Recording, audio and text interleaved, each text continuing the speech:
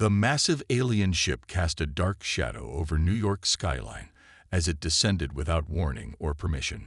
Captain James Walker watched from the Earth Defense Force headquarters, his fingers drumming against the cold metal of his desk.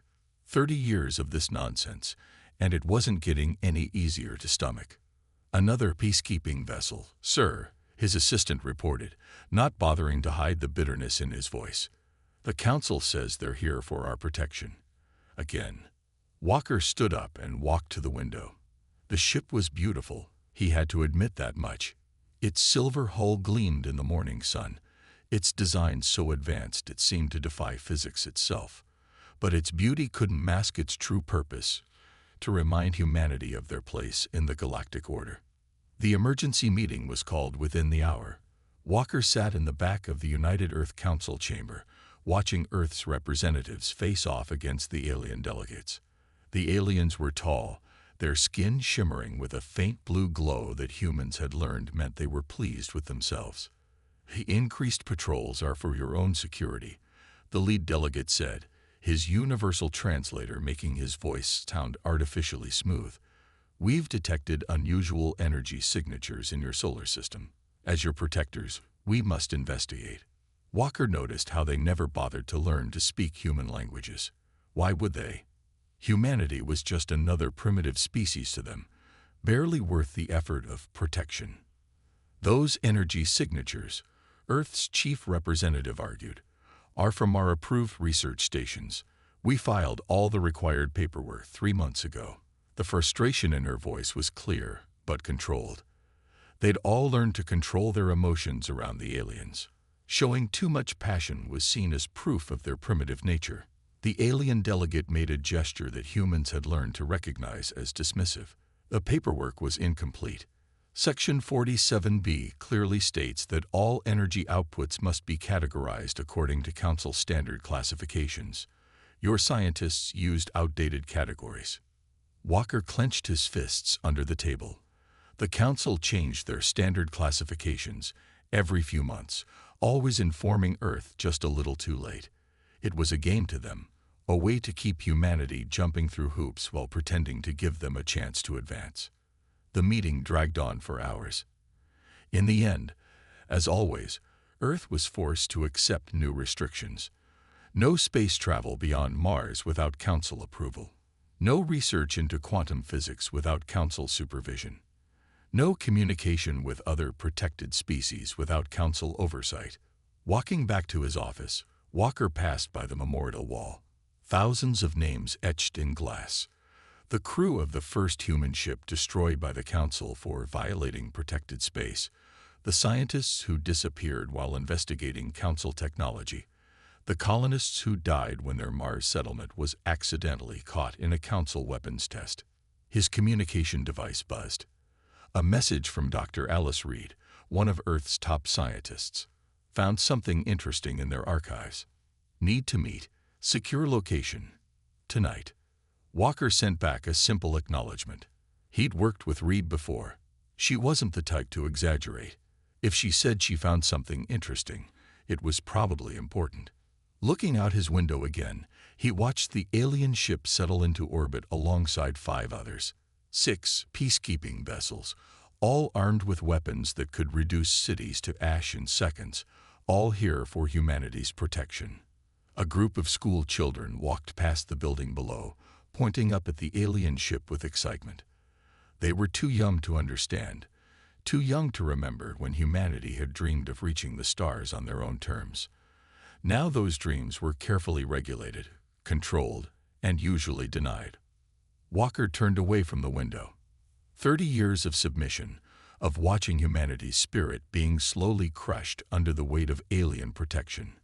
He thought of the message from Reed, and for the first time in years, felt something he'd almost forgotten. Hope.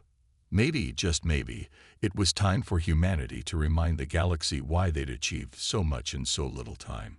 Why they'd gone from first flight to space travel in less than a century.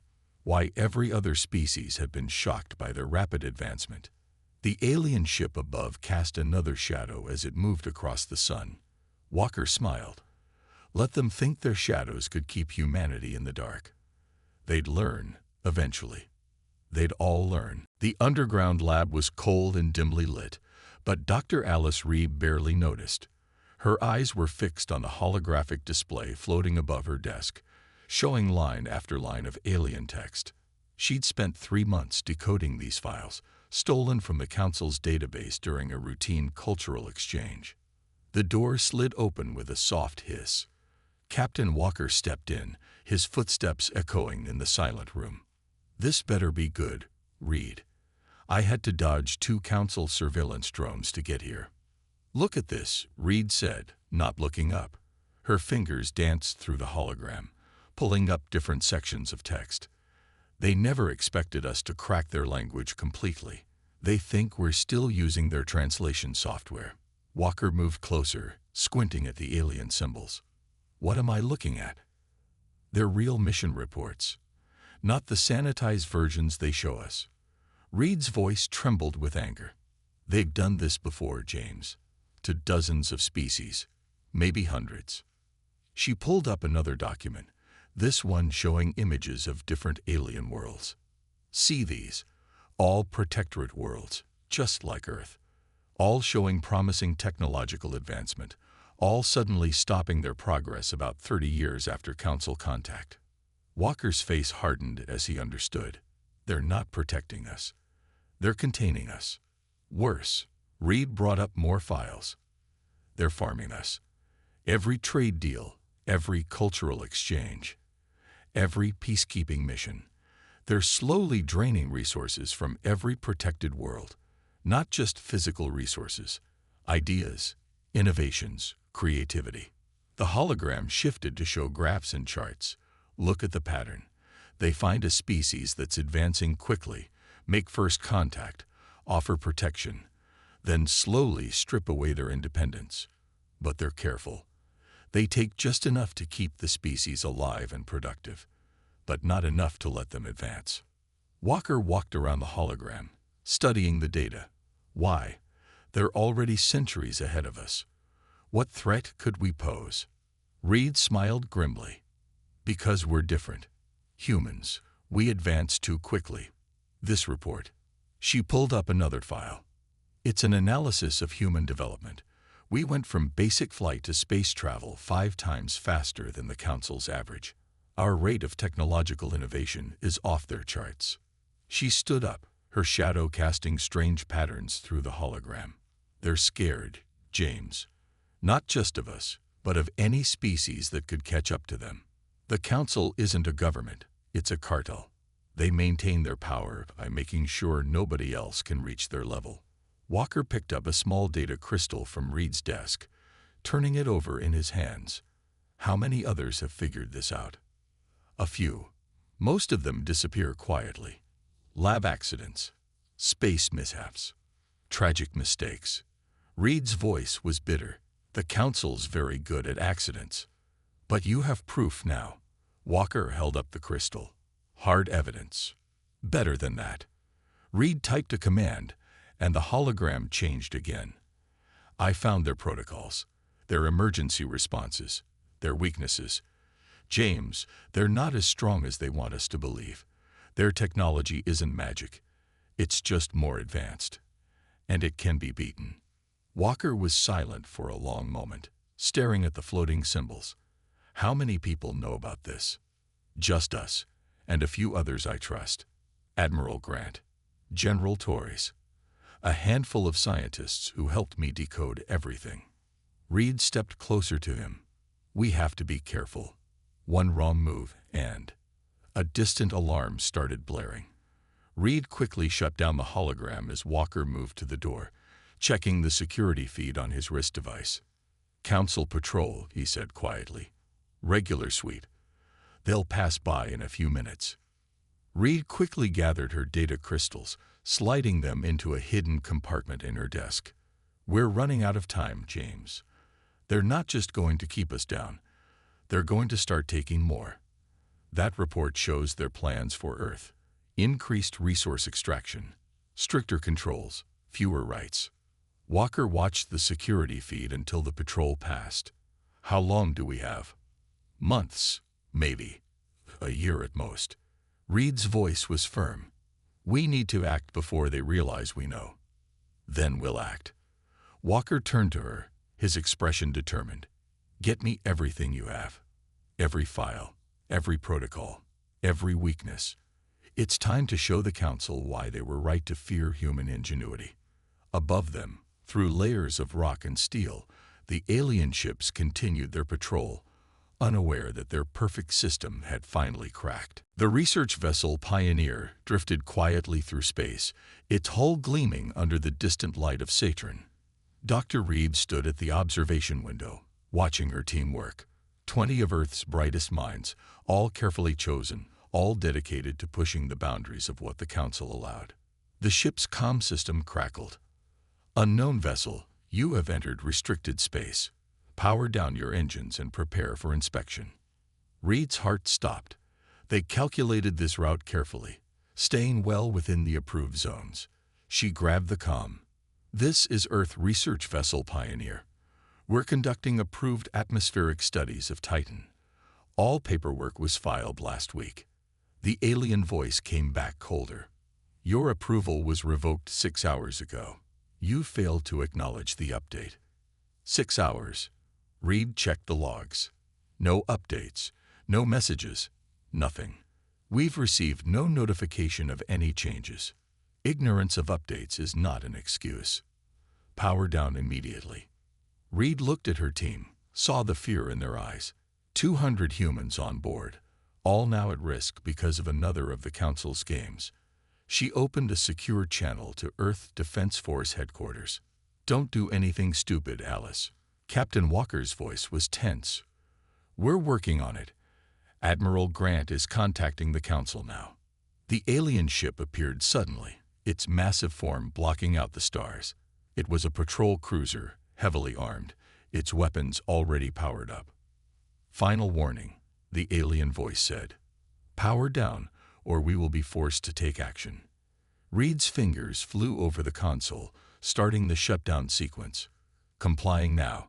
Please, we just need a few minutes to." The first shot came without warning. It struck the Pioneer's engine section, tearing through the hull like paper. Alarms screamed throughout the ship. Reed watched in horror as her crew, her friends, were pulled toward the breach. "Emergency containment." She shouted, but it was too late. The second shot hit the main body of the ship, and the observation window in front of her cracked.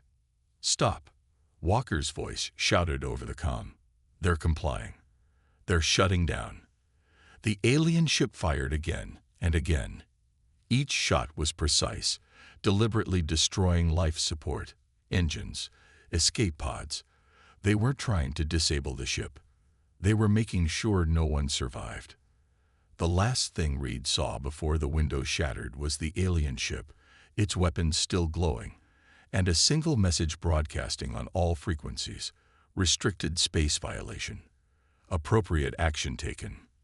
Back on Earth, Walker stood in the silent control room, surrounded by horrified staff, watching the last signals from the Pioneer fade away.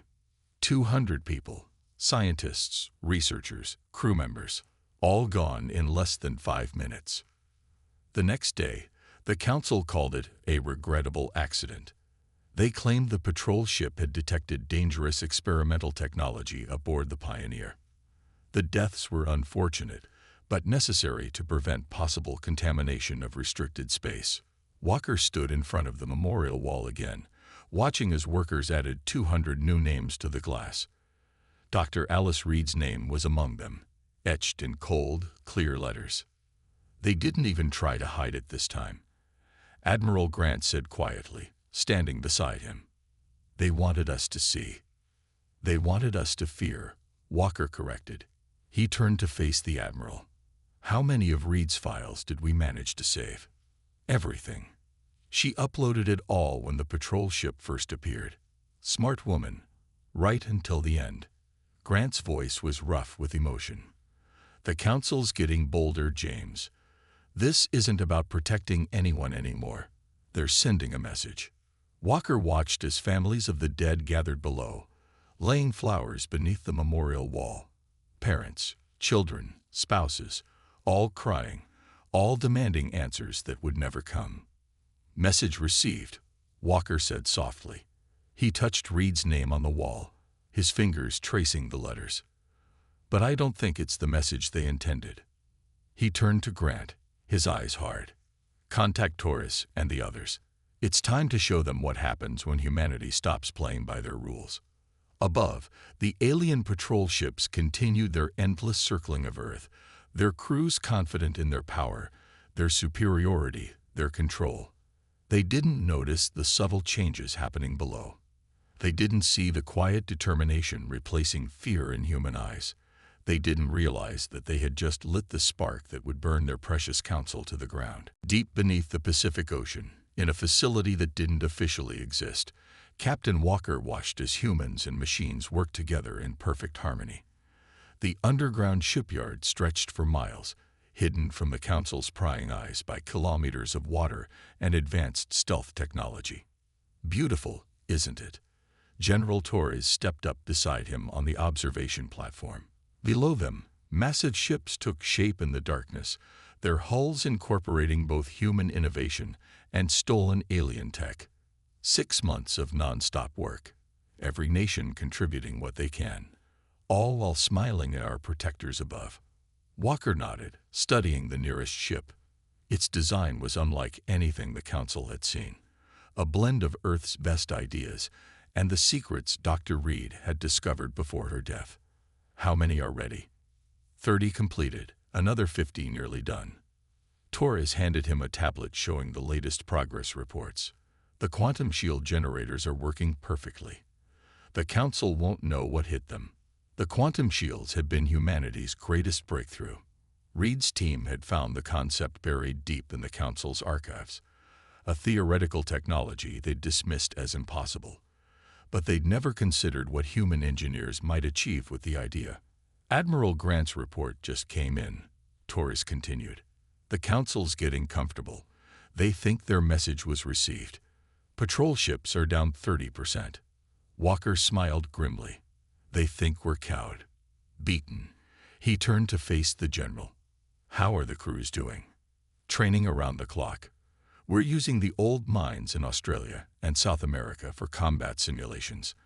As far as the Council knows, we're just expanding our resource extraction operations." Torres' eyes gleamed with pride. Every pilot, every gunner, every engineer. They all volunteered. Many lost family on the Pioneer. A soft alarm chimed, and both officers checked their secure tablets. Another Council ship was passing overhead, conducting its routine scan of the ocean. The facility's stealth systems activated automatically, making the massive construction project invisible to alien sensors. "The Council's getting sloppy," Torres noted. 6 months ago, they would have scanned this area 3 times. Now they barely pay attention. Arrogance. Walker watched as the alien ship's shadow passed over them, visible even through the ocean above.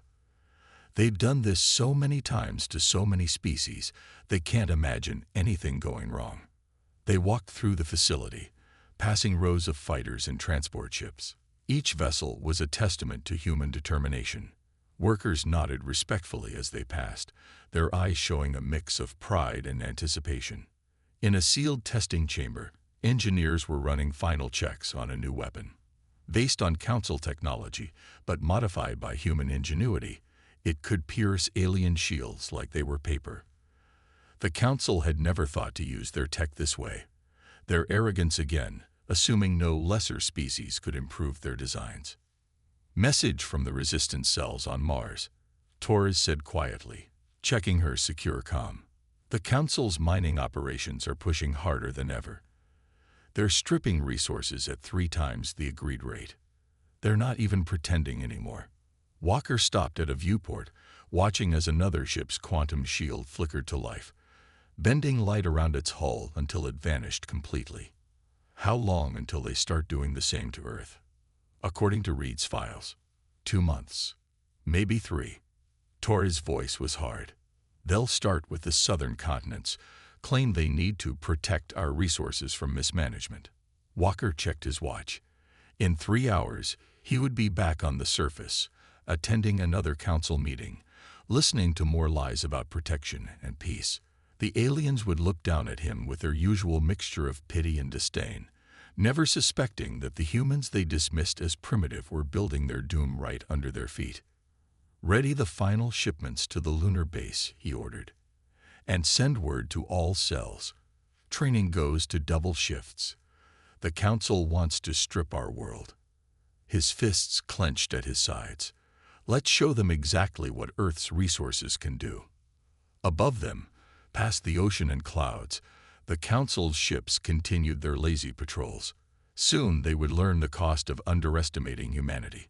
Soon they would understand why no species in the galaxy had ever advanced as quickly as humans. Soon they would discover that their greatest mistake wasn't trying to control humanity. It was giving them time to prepare. The celebration in Times Square looked perfect from above. Thousands of humans gathered, waving flags bearing the Council's symbol, cheering as alien ships performed aerial displays overhead. Captain Walker stood on the main stage, smiling and waving, playing his part in humanity's greatest performance. "We gather today," he announced to the crowd and the Council's cameras, "to celebrate 30 years of peaceful cooperation with our galactic protectors. 30 years of guidance, of safety, of progress under the Council's wise leadership." The alien delegates preened in their special seating area, their skin glowing with that familiar blue tint of satisfaction. Walker could read their expressions now, thanks to Reed's research. They were pleased, confident, absolutely certain of their control over their primitive charges. "The Council has taught us so much," Walker continued, each carefully crafted lie tasting like ash in his mouth. "We have learned patience, humility, and our proper place in the galactic community."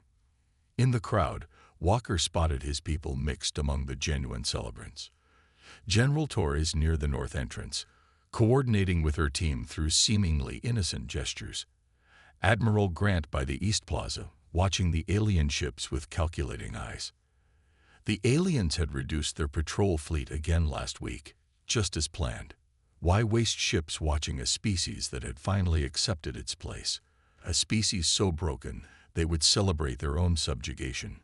Deep beneath the Atlantic Ocean, the last of humanity's secret fleet moved into position. In hidden bases across the solar system, crews did final equipment checks.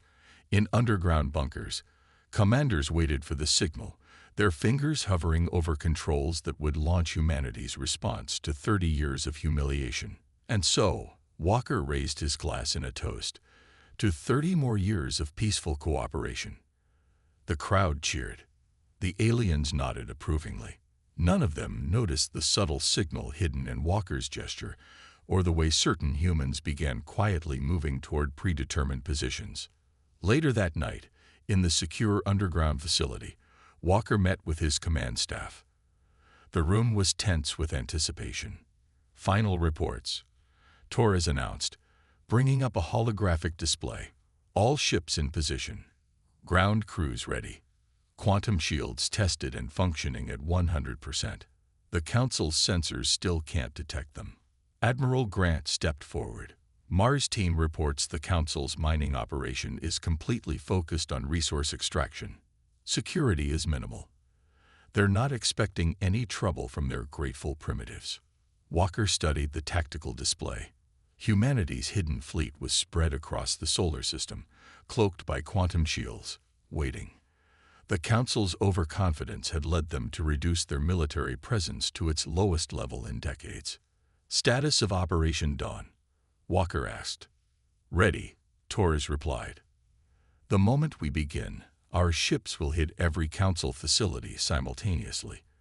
Their emergency protocols won't work. We've had months to study them, thanks to Reed's data. They won't be able to call for help." "Civilian preparations?" Grant nodded. "All major population centers have activated their underground shelters, disguised as part of the celebration preparations. Our people are ready. The Council thinks we're planning 3 days of festivities. They have no idea what's really coming." Walker looked at each face in the room. Humans from every nation, every background, united in purpose. Some had lost family to Council accidents. Others had watched their life's work dismissed as primitive. All had seen humanity's spirit slowly crushed under alien boots. "The Council believes they broke us," Walker said quietly. "They think we're gathered up there to celebrate our chains. Tomorrow, they'll learn what humanity does to chains." He entered his command code, sending the final authorization through their secure network. Across Earth and throughout the solar system, commanders received their final orders. The countdown began. "Get some rest," he told his staff. "Tomorrow, we remind the galaxy why humans advanced so quickly. Tomorrow, we show them what happens when you push humanity too far." Above them, the Council's remaining ships settled into their night patrol patterns, their crews relaxed and confident. In their 30,000 years of dominating younger species, none had ever surprised them. None had ever fought back effectively. They were about to learn that humans were very, very good at surprises. The sun rose over Earth like any other day. Council ships drifted in their usual patterns, their crews still drowsy from watching the human celebration the night before. In his command center beneath the Pacific, Captain Walker watched the countdown timer tick away the final seconds. "All ships report ready," General Torres announced. Her voice was steady, but her eyes shone with 30 years of stored anger. "Quantum shields at full power. Weapons primed. Ground teams in position," Admiral Grant added. "Mars strike force awaiting your command." Walker looked at the tactical display one last time. Hundreds of hidden human ships, scattered throughout the solar system, all waiting for his signal. 30 years of preparation, of hiding, of swallowing their pride while secretly preparing for this moment. "Send the code," Walker ordered. "Operation Dawn begins now." Across the solar system, humanity struck as one. Hidden ships shimmered into existence, their quantum shields making them appear as if from nowhere. The Council's patrol ships didn't even have time to raise their alarms. The first blast hit the Council's main command ship above New York. The quantum-enhanced weapons cut through their supposedly superior shields like they weren't even there. The alien crew barely had time to register their shock before their ship split in two. Council ships attempting to send distress signals, Torres reported with grim satisfaction. "Our jammers are blocking all transmissions. They're completely cut off." In Mars orbit, human ships emerged from hiding places in the asteroid belt, descending on the Council's mining operations. The aliens had stripped Mars of resources for decades. Now they learned what it felt like to be helpless as a stronger force took what they wanted. "Council forces attempting to organize a defense," Grant reported. "Their formations are chaos. They never expected an attack from their primitive humans." Walker watched as 30 years of careful planning unfolded.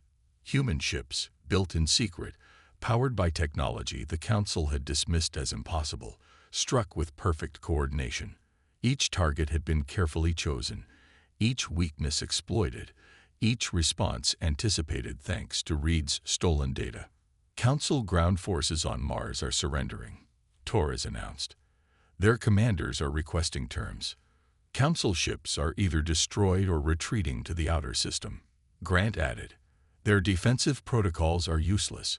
They never updated them because they thought we couldn't access their systems." Walker allowed himself a small smile. "Launch Phase 2. Show them what else we learned while they weren't watching." Across Earth, hidden defense systems activated. Energy shields, far more advanced than anything the Council used, sprang up over major cities. Ground-based weapons targeted the few remaining Council ships, forcing them further away from the planet they had claimed to protect. "Message from the Council's regional headquarters on Europa," Torres reported. They're asking what we want." "Put them on screen," Walker ordered. The alien commander appeared, his skin pale with fear rather than its usual confident blue. This is impossible. You're not capable of this level of technology. You're a protected species, a primitive." "We were never primitive," Walker cut him off. "We just let you think we were. Humanity has a long history of pretending to be weak until we're ready to strike back. You should have studied our history better." The Council will send reinforcements. The alien threatened. You cannot stand against the full might-off. Check your long-range sensors, Walker suggested calmly. Those quantum shields you thought were impossible. They work pretty well on orbital defense platforms. We've had them in place for months. No ships can enter this system without our permission now. The alien's eyes widened as he confirmed Walker's words. Earth's solar system was now protected by a network of hidden platforms, creating an impenetrable barrier that used the Council's own theoretical technology against them. 30 years, Walker said quietly. 30 years you spent thinking you had broken us. 30 years we spent preparing to show you exactly why humanity advanced so quickly, why we achieved in centuries what took you millennia. Now you're going to sit quietly and listen to our terms. He looked at the alien commander, seeing the same fear he had seen in human eyes for 3 decades. It's time for the Council to learn what happens when humanity finally has enough. 3 months after humanity's uprising, the Grand Hall of the former Council headquarters on Mars hummed with activity. Representatives from 50 different species filled the chamber, many of them former Protectorate worlds. Captain Walker stood at the main podium, looking out at faces that showed everything from hope to uncertainty to barely concealed glee. The evidence is undeniable, he announced, his voice carrying to every corner of the vast room. For 10,000 years, the Council has systematically suppressed emerging civilizations. They didn't protect us. They imprisoned us, harvested us, kept us from reaching our true potential. On the massive screens behind him, data streamed from the Council's own archives. Dr. Reed's final gift to the galaxy, proof of centuries of manipulation and lies. The Council representatives, now stripped of their power and held under guard, could only watch as their empire of deception crumbled. But humanity's victory is not just for Earth, Walker continued. Today, we extend our hand to every species that suffered under Council rule, not as protectors, not as superiors, but as equals. General Torres stepped forward, presenting the document they had spent weeks preparing. The new Galactic Charter, she announced, built on principles of mutual respect, shared advancement, and true cooperation. In the audience, Walker spotted familiar faces, the representatives from Proxima's worlds, whose people had secretly helped humanity develop quantum shield technology. The delegates from the Centauri systems, who had suffered their own losses to Council accidents. Even a few former Council members who had quietly passed information to Earth over the years, disgusted by their own government's actions. The age of suppression is over, Walker declared. No more will any species be labeled as primitive or protected. No more will artificial barriers be placed on technological advancement. No more will the strong prey on those they consider weak. Admiral Grant activated another display, showing the new defensive network humanity had established. Earth's quantum shield technology is now available to all signing members. Together, we will ensure that no power can ever again do what the Council did to us. The first to step forward were the representatives from the worlds that had lost ships to Council peacekeeping actions. Then came delegates from planets stripped of resources, their people forced to watch as aliens harvested their worlds in the name of protection. Soon, a line formed as species after species came to sign the charter. Walker touched the small data crystal he wore, the one containing Reed's final messages and research. We remember those who paid the price for our freedom, he said quietly. Their sacrifices will not be forgotten, and they will not be in vain. The signing ceremony continued for hours. Each species adding their mark to the charter brought new knowledge, new perspectives, new possibilities. Already, joint research projects were being planned. Technologies long suppressed by the Council would finally be developed.